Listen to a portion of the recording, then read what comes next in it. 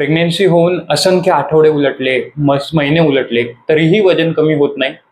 तर त्या मागचं कारण आज आपण या व्हिडिओमध्ये अगदी सोप्या भाषेत डिटेलमध्ये समजून घेऊया. तर जेव्हा आपली प्रेग्नेन्सी होते, जेव्हा आपली कन्सिव्हिंग होते, तेव्हा कन्सिव्हिंग व्हायच्या काळामध्ये, आपल्या 9 महिन्याच्या काळामध्ये आपल्या शरीरात इस्ट्रोजन नावाचे एक हार्मोन्स असतं. खास करून महिलांच्या शरीरात इस्ट्रोजन नावाचं हार्मोन्स असतं. ते जवळजवळ 100 पटीने वाढतं.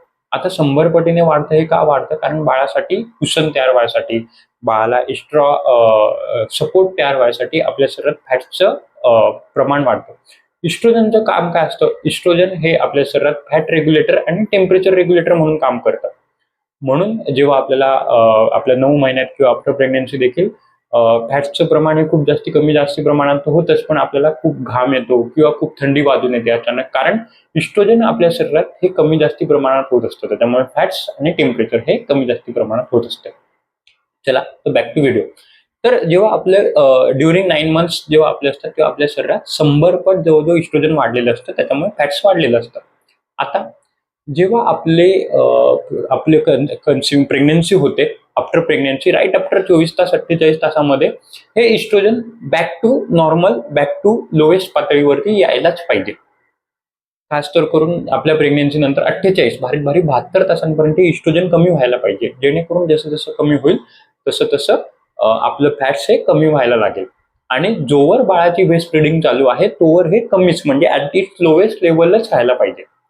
पण होतं काय, गंमत इथे गडबड अशी होते की हे इस्ट्रोजन जे कमी राहायला पाहिजे ते through out the breast feeding हे वाढलेलंच असतं.